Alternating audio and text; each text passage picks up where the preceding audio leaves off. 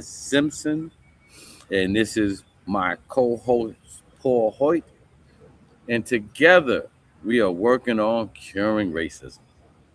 Every week we come together and we talk about commonly accepted beliefs that lead to unconscious behavioral biases, and we are so excited to have another week sharing with you. Paul, how are you today, my brother? I'm pretty darn good. Pretty darn good. It's for the last couple of weeks. It's been my privilege to work as a guest services representative at the FIFA World Cup soccer matches being held at the local stadium. So I'm a little bit tired. This whole going to the stadium at 3 o'clock and getting home at 1 a.m. is a little bit much for an old geezer. But hey, I'm really enjoying it. It's like I get to go to a party every few days. So I just got a couple more of those left, and I'm excited about it. That is awesome. And didn't you work the Super Bowl as well? I did work the Super Bowl, and that was a really big party. I really enjoyed working the Super Bowl. So I live about a mile south of the stadium, so I walk over there and get to party for 4 or 5 hours, and or 8 hours, and it's a great experience. So this is pretty amazing because you probably get to experience, a lot of culture coming in during this time, especially during the World Cup, right? Yeah, There has to, you get to experience all of this beauty, right, without having to deal with a lot of the ugly, because that is exactly right, and there is a lot of beauty there. Boy, this last time I went, there was this beautiful lady from Jordan who had an 8-week old baby, and just touched my heart. For some of you who know the story of curing racism, about how my heart was touched and my heart was opened when I had the opportunity to hold a baby who was not of my skin color, who was probably only 6 to 8 weeks old. And it just opened my heart. I felt a love for this child of a different skin color, the same love that I felt for my own children. And I felt it again last night.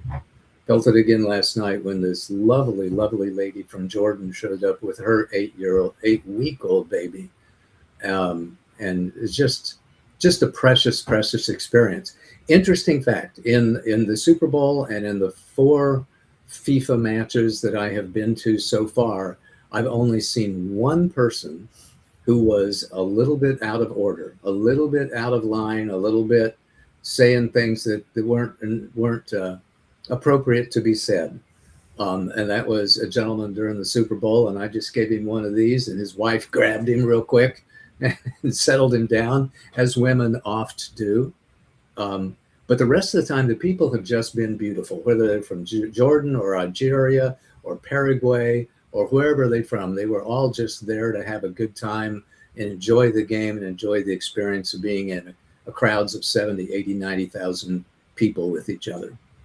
I think the one good thing about sports, for the most part, is that sports allows people to come together across uh, colors, creeds.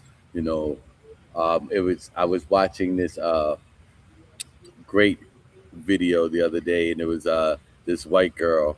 She's like, "I am a white girl, but I am for Colombia," and she talked about uh, like how she learned about soccer, and her love for soccer came from watching some Colombian soccer players play, and she said that love for that has extended, to her support for the country, during the World Cup. But I say Cool. that to say, we've had, you know, sports allows us to come together, but it also can create unrational loyalty, Yeah. right? Like you have in Philadelphia, you know, Eagles fans can be obnoxiously irrational, Yeah.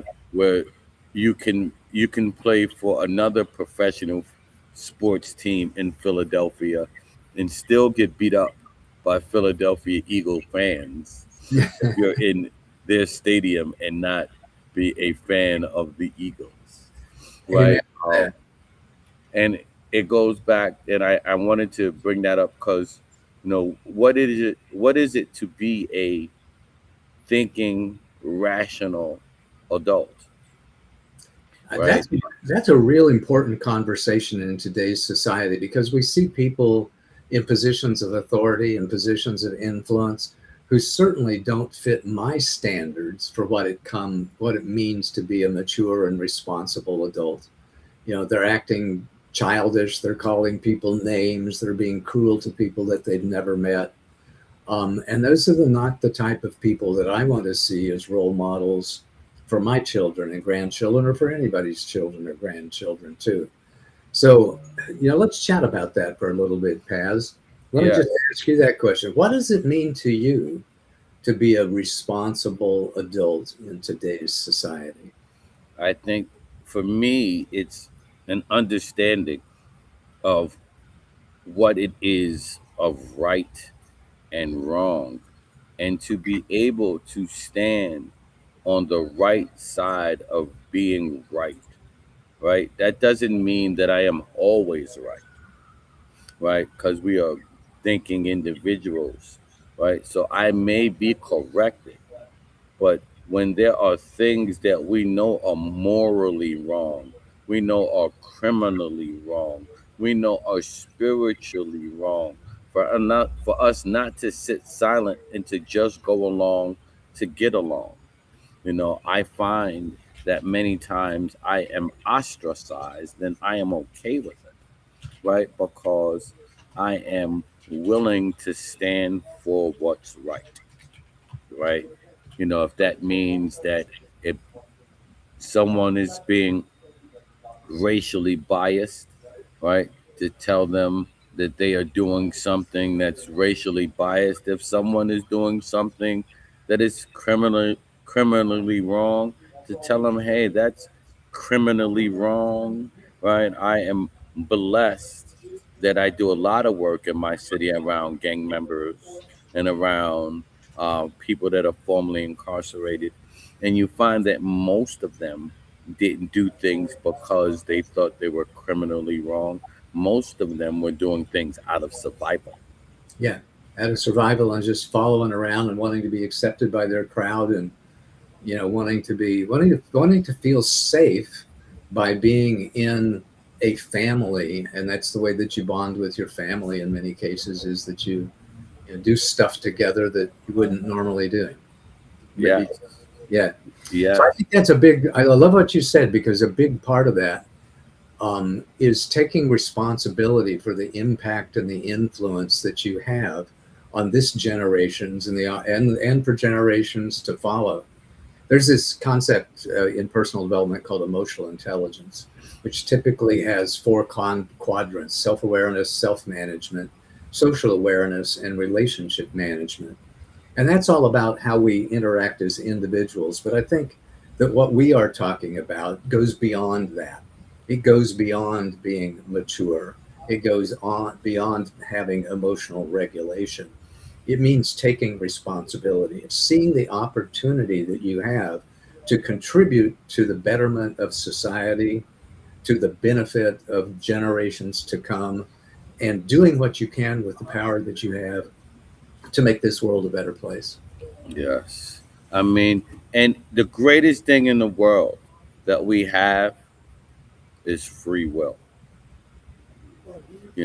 We have the ability, right, to say that's right or that's wrong. We have the ability to go along or to walk away. We have the ability to make a stand at any moment by just speaking your truth, right? Many of us are too willing to accept someone's lie rather than to be ostracized for speaking their truth. I'm Yeah, okay, right? I'm okay being alone as long as being alone doesn't make me lonely. I love that. In fact, I'm going to quote you on that, Paz, is that we all have the ability to go along or walk away. It's our choice. And I'd add to that, we can also speak up. We can go along, we can walk away, or we can speak up for what is right. And that's our encouragement to everybody that listens to these podcasts, is to speak up for what's right. When you see prejudice, when you see discrimination, when you see somebody yelling out that they're eating our cats and our dogs, or that everybody that's in a particular tribe needs to be disparaged in some way. Those are all vermin, those are all rats, those are all cockroaches. When you see people dehumanizing the members of another tribe in some way, to speak up and say, hey, that's not right. That's not the world that I want my children to live in and my grandchildren to live in. I want a world where people are recognized for the content of their character instead of the color of their skin, as Martin Luther King would say. And we have the opportunity to do that. We have the opportunity to speak up. As I But I like to think say, when we speak up, and I think it's very, we need to be very clear about this. When we speak up, we need to speak up in love, yeah, right?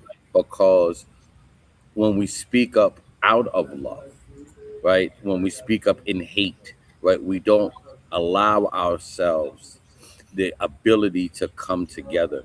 Don't meet a wrong with another wrong, right?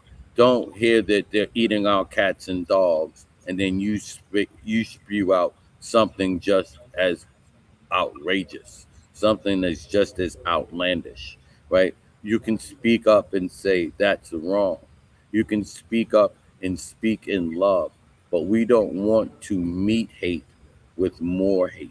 And I think that's important that we say that when we're talking about speaking up, because we don't want to be a part of creating more division.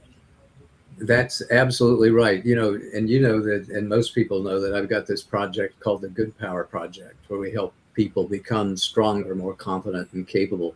One of the things that we teach in there is the principles about speaking up with grace. There is a particular format that you can follow that allows you to interrupt another person, to call them on their activities, but do it in a graceful manner, in a loving and kind manner, that where you get to stand your ground, but at the same time invite them to explore the causes and the implications of the actions and attitudes that they are exemplifying. Yes.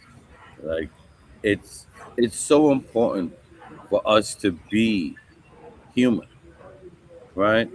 And I don't think most of us understand what that means. And it doesn't mean because we can move these thumbs, right? Right? Because I know a lot of times they say, other animals don't have these things called opposable thumbs, right? It's not our ability to play video games with these thumbs, right? It is what's here that can control what's here. See, Yeah, other animals can feel uh, when someone dies. They can feel sad, right? What they can't do is they can't think through the situations that we have been blessed to be able to think through, right? We can hear something like "Hi Hitler" and realize that that's wrong, right? It took it took generations, right, to possibly die before someone said that was wrong. Where in today's society, right, the truth is so easy to get, right? It's just like the lies are so prevalent to find. If you truly care just a little bit, right, with the advent of AI and all kinds of other ways to do research, you can find the truth even faster than when Paul was having to go through the Dewey Decimal System. amen. And I love what you just said. And truth is often kind. Sometimes truth is firm, but but listen for those kind voices. Those angry voices want you to be angry, but those kind and wise voices want you to be peaceful and wise and kind themselves. As it turns out, hostility spreads a lot quicker than kindness, but kindness has the numbers. Those of us who believe in being calm and kind and mature and responsible adults, we've got the numbers. We are, 10 times as many of us as there are of them. And if we can just get in the practice of listening to each other, listening to those wise, calm, and kind voices instead of those hostile, angry, and cruel voices, this world will be a better place. Yes. And it's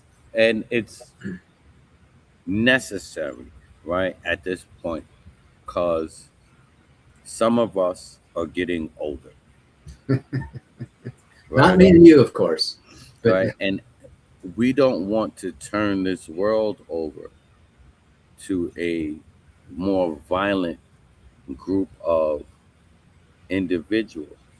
Like, we want to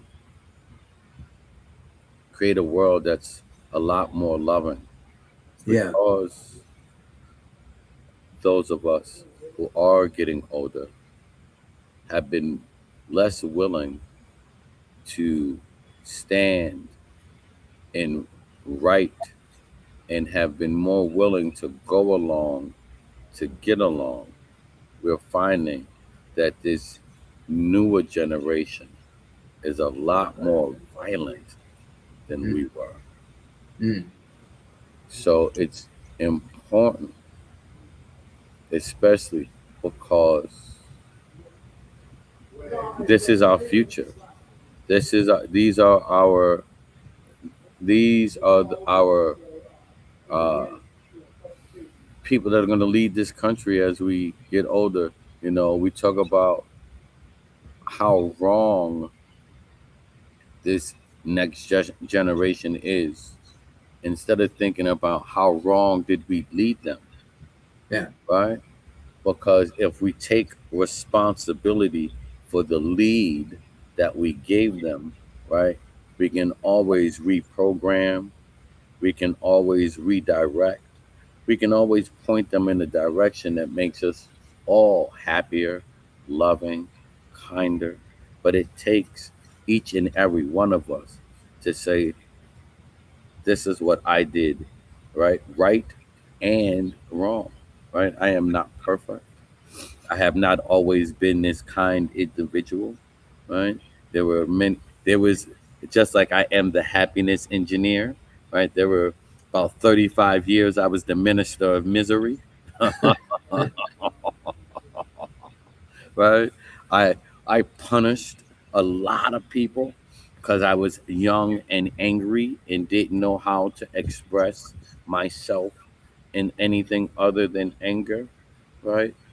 We all can admit to where we have fallen short, and that's okay, right? Because your past doesn't hold you hostage. Your past only makes your present better.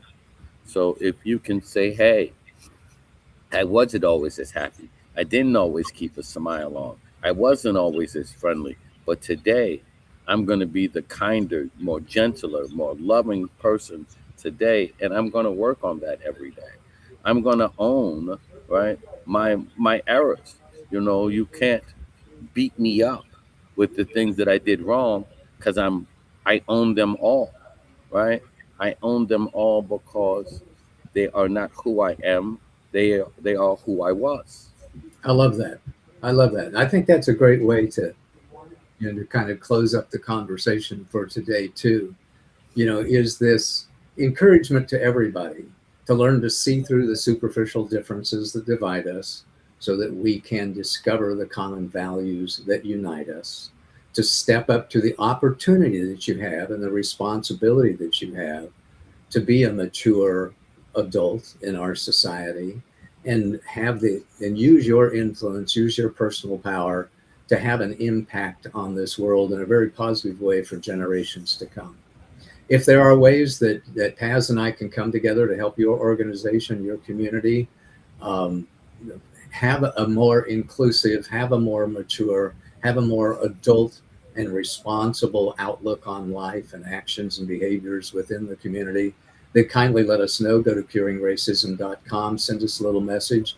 We'll be happy to talk to you about how we can help you achieve your goals of having the best community, the best world possible for generations to come. Yes.